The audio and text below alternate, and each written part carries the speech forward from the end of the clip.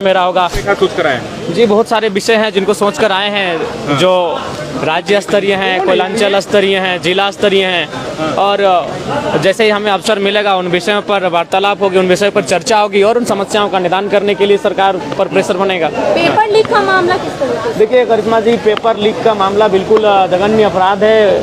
जिन लोगों ने भी इस कृत्य को अंजाम दिया है, सरकार उन पर गंभीर होकर कार्रवाई करे, क्योंकि अगर ऐसा नहीं होता है तो जो आम व्यक्ति है उनका इस जो व्यवस्था है, जो सिस्टम है, उस पर विश्वास टूटेगा और वो ये मान के चलेंगे कि एक आम व्यक्ति का जीवन की सुरक्षा किसी के का उसके दायित्व किन्हीं का नहीं, उनकी जिम्मेदारी किन्हीं की नहीं है। जयराम जी, आप कितने गंभीर हैं इन मुद्दों को लेकर के? जी बिल्कुल, जयराम जी का क्या स्टैंड है, क्या गंभीर मुद्दे हैं, क्योंकि जो पढ़ने वाले स्कूल कॉलेज के छात्र हैं, इस राज्य की भविष्य, इस देश की भविष्य हैं और उनके भविष्य के साथ अगर खिलवाड़ होगा तो निसंदेह ये गंभीर मुद्दे हैं, इन पर गंभीर चर्चाएं होनी चाहिए। और अध्यक्ष की नियुक्ति अभी तक नहीं हो पाई है, स्ट्रैटेजी के साथ पहुंचा है, आपकी क्या स्ट्रैटेजी है?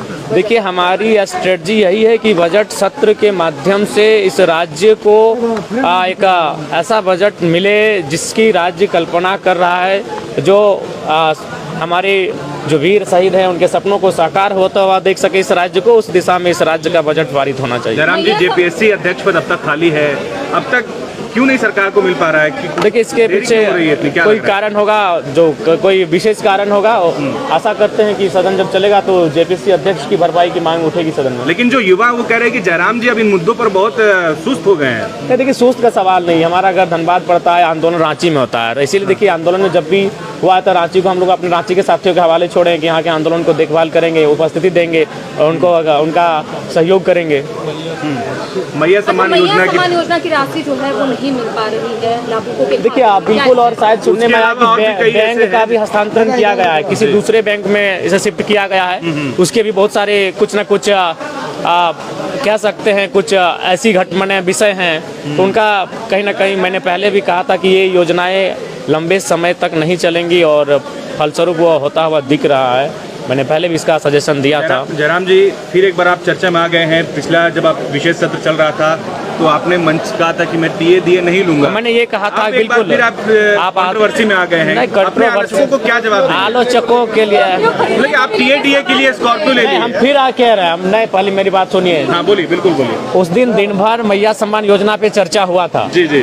उसके बाद मैंने कहा कि आप लोग 2500 रुपए का इतना महिमा मंडन कर रहे हैं और आप लोग 2 लाख की सैलरी ले रहे हैं, लाख रुपए का टीए ले रहे हैं और आप 2500 रुपया दे के महिमा मंडन कर रहे हैं, तो आप एक काम कीजिए, आप भी अपना जो जीवन है उसे सरल बनाइए आम जनता की तरह। तो मैंने ये कहा था, आज भी हम रिपीट कर रहे हैं इस बात को। जिस दिन इस पर पहल होगी उस पर पहला हस्ताक्षर जयराम महतो होगा। जिस दिन ये पहल होगी कि एक विधायक की सैलरी 3rd 4th ग्रेड के जो कर्मचारी हैं उनके समान होगी, 40,000, 50,000, 60,000, पहला हस्ताक्षर मेरा होगा। जिस दिन ये पहल होगी उसमें पहला समर्थन ही मेरा रहेगा। अच्छा, आप खाली पैर आए हैं, मैं देख रही हूँ, आप खाली पैर आए हैं।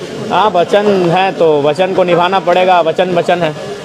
ठीक है। गाड़ी खरीदने पर सवाल उठाया जा रहा है। देखिए, मैंने फिर कहा मैं आवास भी लेने जा रहा हूँ, लेकिन मेरा तर्क जान लीजिए, मैं आवास भी लूंगा, क्योंकि मैं किसी वीआईपी के भरोसे अपना सुख सुविधा क्यों छोड़ूंगा। मेरी राज्य की जनता गरीब है, लाचार है, बेबस है, यहाँ के छात्र प्रताड़ित हैं, परेशान है, तो जो सुविधा मुझे सरकार से मिलेगी मैं वो सुविधा लूंगा और उन्हें मैं रॉबिन हुड के तर्ज पर जनता को दूंगा। बिल्कुल, मैं आवास की भी सुविधा लूंगा। नहीं, हम नहीं लेते, लेकिन उस सुविधा का अगर हम आवास नहीं लेते, वो आवास कोई ना कोई सरकार का आदमी रख लेगा, कोई वीआईपी पर्सन रख लेगा। देखिए, रहे मंत्री लोग 2 जगह का रखे हैं, पुराना आवास भी रखे हैं और नया आवास भी रखे हैं। जो विधायक हार के गए वो आवास नहीं छोड़ रहे हैं। तो मेरा कहना है कि जो आवास मुझे अलॉटमेंट होगा वो किसी वीआईपी पर्सन क्यों होगा, इसलिए मैं वो आवास लूंगा। बिल्कुल, आज मीडिया के सामने कह रहा हूँ, और वो मैं अपने क्षेत्र से आने वाले 10-15 विद्यार्थियों को अलॉटमेंट कर दूंगा। वो रहेंगे, पढ़ाई करेंगे। नहीं, मुकर नहीं रहे, ये मुकरना नहीं कहते। नहीं, आपने बड़ी बात कही कि आप विद्यार्थियों। हाँ, बिल्कुल अलॉट करेंगे, बिल्कुल अमल करेंगे।